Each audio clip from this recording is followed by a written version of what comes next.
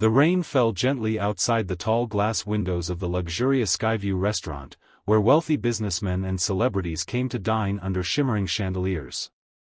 Among them sat a man who drew quiet glances from every corner, Ethan Cole, a billionaire known for his brilliance and his tragedy. Once a vibrant entrepreneur, Ethan now sat in a wheelchair, his hands trembling from a nerve disorder that made even holding a spoon nearly impossible. The glimmering plate of food before him mocked his helplessness. He tried to lift a fork, but his fingers failed him again, and the clatter of silver against porcelain echoed through the silent room. Embarrassed, Ethan lowered his gaze, wishing the ground would swallow him whole. At a corner of the restaurant stood Lily, a young waitress in her mid-twenties, watching the scene unfold. She had seen him before, the man who came every Thursday, always alone, ordering expensive meals but barely touching them. Most of the staff avoided him out of awkwardness, whispering behind his back about his condition. But Lily saw something deeper in his eyes, not pride, but pain. She remembered her father, who had been paralyzed before his death, and how helpless he had felt being dependent on others. When she saw Ethan struggling again, something in her heart refused to stay still. She took a deep breath, smoothed her apron, and walked toward his table. Ethan didn't notice her until her soft voice broke his silence. "Sir, may I help you?" The words were gentle, not pitying.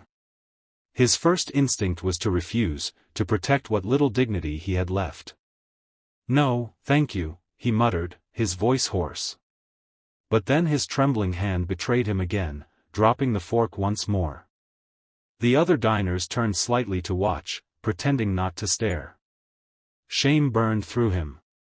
Lily, however, didn't flinch. Without waiting for permission, she knelt beside him and carefully cut a piece of steak, then lifted it toward him. "Please," she whispered, "it's just food, not charity." Something in her tone disarmed him, and after a long hesitation, he opened his mouth. The moment was small, yet it changed everything. The rich aroma of the meal filled the air as Lily continued to help him eat quietly, unbothered by the eyes around them. Ethan's heart softened with each bite, and for the first time in months, he felt seen, not as a broken billionaire, but as a man. "You're not embarrassed?" he asked quietly, his voice trembling. She smiled warmly. "Why would I be?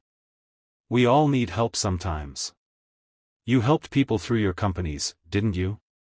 Her words pierced through his guarded heart like sunlight through a storm cloud. He didn't know whether to thank her or cry. As they talked, Ethan learned that Lily was not just kind, she was also struggling. She worked double shifts to pay for her younger brother's college tuition after their parents died.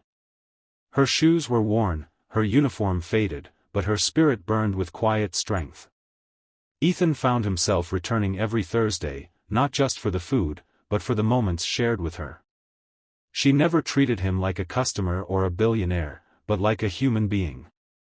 And every week, he let her feed him, one spoonful at a time, their conversations growing deeper with each visit. Behind the scenes, not everyone approved. Other staff whispered that Lily was trying to win the billionaire's favor. The manager even warned her once, "You're getting too close to him. Remember your place." But Lily ignored them. Her compassion wasn't for attention, it came from her heart. Ethan, on the other hand, was changing. He began to smile again, his laughter returning in small bursts. He even asked his doctors about new treatments, something he had given up on long ago. Hope, once lost, was slowly being reborn in his life. One evening, Ethan invited Lily to sit with him after closing hours. The restaurant was empty except for the glow of city lights outside. "Lily," he said softly, "you've done more for me than any doctor or therapist ever could." She blushed and shook her head. "I haven't done anything special." He smiled faintly. "You reminded me that life is still worth living, that kindness can heal what money can't." For a moment, the silence between them was heavy with emotion. Then he reached for his fork again, his hands trembling slightly less this time, and managed to lift it halfway on his own. Lily's eyes filled with tears of joy. Weeks passed, and Ethan's progress amazed everyone. The tremors still came, but his determination grew stronger. He had a new reason to fight. Meanwhile, Lily's life was quietly changing too. One afternoon, she returned home to find a letter in her mailbox, a full scholarship for her brother's college education, funded anonymously. She suspected who was behind it, but Ethan never admitted it. When she confronted him, he only smiled and said, "Maybe good things happen to good people." As winter approached, Ethan organized a charity gala at the restaurant to raise funds for people with disabilities. Lily helped with every detail, from the decorations to the guest list. During the event, Ethan gave a powerful speech from his wheelchair, sharing his story, not of wealth, but of weakness and rediscovery. "There was a time when I thought money could buy strength," he said, his voice steady. "But it took one kind waitress to teach me that real strength comes from the heart." The audience fell silent, moved to tears. After the speech, reporters flooded him with questions, but Ethan looked only at Lily. "Come here," he said softly, holding out his hand. She walked up, unsure what to expect, and he whispered, "Would you join my foundation? Not as an employee, but as my partner in this cause." Lily's eyes widened, her heart swelling with gratitude and disbelief. "I'd be honored," she replied, her voice trembling. It was the beginning of something far greater than either of them could have imagined. Months later, the Ethan Cole Foundation became a beacon of hope for countless disabled individuals across the country. Lily worked tirelessly beside him, managing outreach programs and visiting hospitals to bring comfort to those who felt forgotten. Each time she saw Ethan help someone else eat their meal, just as she once had, she felt a quiet pride. He had not only regained his will to live, he had found his purpose again. Their bond deepened with time. Though Ethan never confessed it outright, his eyes told her what words could not. He loved her, not out of gratitude, but because she saw the man behind the wheelchair. Lily, too, found herself drawn to his strength, his humility, and his heart.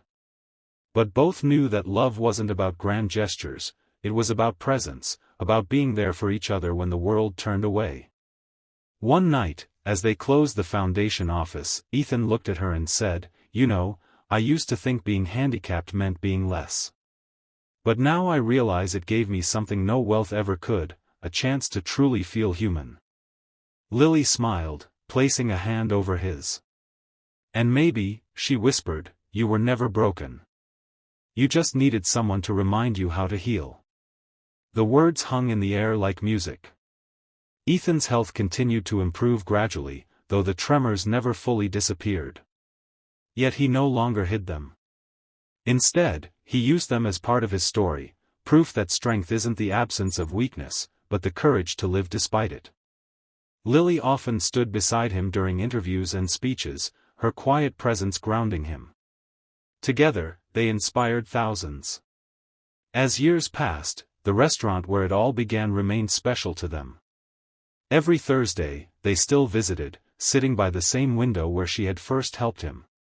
This time, Ethan could feed himself, though he sometimes let Lily do it, just to make her laugh. The wait staff, once whispering skeptics, now looked up to her with admiration.